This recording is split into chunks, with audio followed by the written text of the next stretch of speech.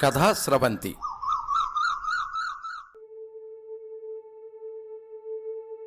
మనిషి నైజం కథ వినిపిస్తున్నది పప్పు భోగారావు. నిర్వహణా సహకారం శ్రీ ములగాడ సురేష్ కుమార్. సాంకేతిక సహకారం శ్రీ పప్పు వరుణ్. ఇద్దరు మిత్రులు ఒకరోజు ఉదయం ఒక నిర్జన అరణ్యం గుండా నడుచుకుంటూ వెళ్తున్నారు. అకస్మాత్తుగా వారి సమీపంలోని ఒక పొదవైపు నుంచి ఓ సన్యాసి ఆదుర్దాగా ఆయాసంతో రొప్పుతూ వస్తూ కనిపించాడు. వాళ్ళిద్దరూ ఆయన్ని ఆపి, ఏం జరిగింది, ఎందుకలా భయపడుతున్నారు అని అడిగారు. అందుకైన, అదిగో అక్కడ కనిపిస్తున్న ఆ పొదలో మనుషులను చంపేది ఉంది. వాళ్ళిద్దరూ భయంతో, అంటే అక్కడ పులి ఉందా అని అడిగారు. కాదు, కానీ దానికన్నా ప్రమాదకరమైనది. నేను కొన్ని మూలికల కోసం తవ్వుతూ ఉండగా అది కనిపించింది అన్నాడాయన. ఇంతకీ ఏమిటది అని అడిగారు వాళ్ళిద్దరూ కంగారుగా. బంగారు నాణేల గుట్ట అన్నాడు సన్యాసి. వాళ్ళిద్దరూ సంతోషంగా, ఎక్కడా అని అడిగారు. అదిగో ఆ పొదలోనే అని వేలు చూపించి తన దారిన వెళ్ళిపోయాడు ఆ సన్యాసి.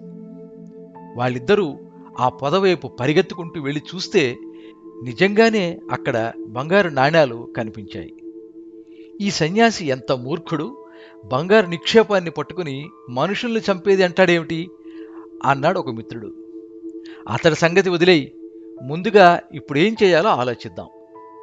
పట్టపగలే బహిరంగంగా దీన్ని మోసుకుపోతే ఊర్లో జనాలు అనుమానపడే అవకాశం ఉంది. మనలో ఒకరం దీనికి కాపలాగా ఉందాం, మరొకరు ఊర్లోకి వెళ్ళి భోజనం తీసుకొద్దాం అన్నాడు మరో మిత్రుడు. అనుకున్నట్టే ఒక మిత్రుడు బంగారానికి కాపలాగా ఉన్నాడు. రెండోవాడు ఊళ్ళోకి వెళ్ళాడు. ఈలోగా మొదటివాడు ఇలా అనుకున్నాడు, ఛ, ఈరోజు నేను ఒంటరిగా ఇక్కడికి వచ్చుంటే ఎంత బాగుండేది. ఇప్పుడు అనవసరంగా నేను ఇతనికి సగం బంగారాన్ని ఇవ్వాల్సి వస్తుంది. బంగారం కూడా మరీ ఎక్కువగా లేదు. నా కుటుంబం చాలా పెద్దది. దాన్ని పోషించడానికి ఈ బంగారం అంతా నాకే దక్కితే బాగుంటుంది కదా. వాడొచ్చి రాగానే కత్తితో పొడిచి చంపేస్తాను. ఎవ్వరికీ అనుమానం రాదు. బంగారం అంతా నేనే తీసుకోవచ్చు. అలా అనుకుని కత్తిని నూరి సిద్ధంగా ఉంచుకున్నాడు. ఇదిలా ఉండగా ఊళ్ళోకి వెళ్ళిన రెండో వాడి ఆలోచన ఇలా ఉంది, వాడికి సగం భాగం ఎందుకు ఇవ్వాలి, మొత్తం బంగారం నేనే తీసుకుంటే పోలా. అసలే నాకు చాలా అప్పులున్నాయి. నా జీవితంలో నేను ఏదీ వెనకేసుకోలేదు. వాడికేమో అప్పులు లేవు, ఉన్నవాళ్ళు స్నేహితులుగా ఉన్నారు. కాబట్టి ఖచ్చితంగా బంగారం అంతా నాకే దక్కాలి. కాబట్టి నేను తీసుకెళ్లే భోజనంలో విషం కలుపుతాను. అది తిని వాడు చనిపోతాడు. ఎవరికీ తెలియకుండా బంగారం అంతా నేనే తీసుకోవచ్చు అనుకున్నాడు. అలా అతను భోజనంలో విషం కలిపి మిత్రుడి కోసం నిధి దగ్గరికి తీసుకెళ్ళాడు. అతను దగ్గరికి వెళ్ళగానే అక్కడే కత్తితో పొంచి ఉన్న రెండోవాడు ఒక్క ఉదుటన మీదకు దూకి కత్తితో పొడిచి చంపేశాడు. పిచ్చివాడు సగం బంగారం కోసం ప్రాణాలు పోగొట్టుకున్నాడు. ఇక నేను భోంచేస్తాను అనుకుని ఏమాత్రం అనుమానం లేకుండా తెచ్చిన అన్నాన్ని తిన్నాడు. అరగంట తర్వాత అతని ప్రాణాలు అనంతవాయువుల్లో కలిసిపోయాయి.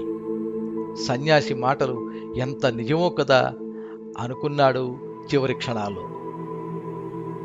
రూపాయి రూపాయి నువ్వేం చేస్తావు అంటే, తోబుట్టువుల మధ్య వైరం పెంచుతాను, తల్లి బిడ్డల మధ్య చిచ్చు పెడతాను, స్నేహితులను కూడా దూరం చేస్తాను అంటుంది ఆ రూపాయి అని పెద్దల నానుడి. కాబట్టి ఆ రూపాయి విషయంలో తస్మాత్ జాగ్రత్త. సర్వే జనాః సుఖినో భవంతు. కథా స్రవంతి. ఈ కథ మీద మీ అమూల్యమైన అభిప్రాయాన్ని కింద కామెంట్ బాక్స్లో రాయండి. ఈ వీడియోని లైక్ చేయండి, మీ మిత్రులందరికీ షేర్ చేయండి.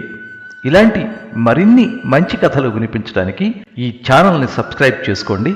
పక్కనే ఉండే బెల్ ఐకాన్ని క్లిక్ చేస్తే ఇలా అప్లోడ్ చేసే వీడియోల వివరాలన్నీ కూడా మీకు ఎప్పటికప్పుడు నోటిఫికేషన్ ద్వారా తెలుస్తాయి. ఎప్పుడు మీ అభిమానాన్ని కోరుకునే పప్పు భోగారావు. సర్వే జనాః సుఖినో భవంతు. కథా స్రవంతి.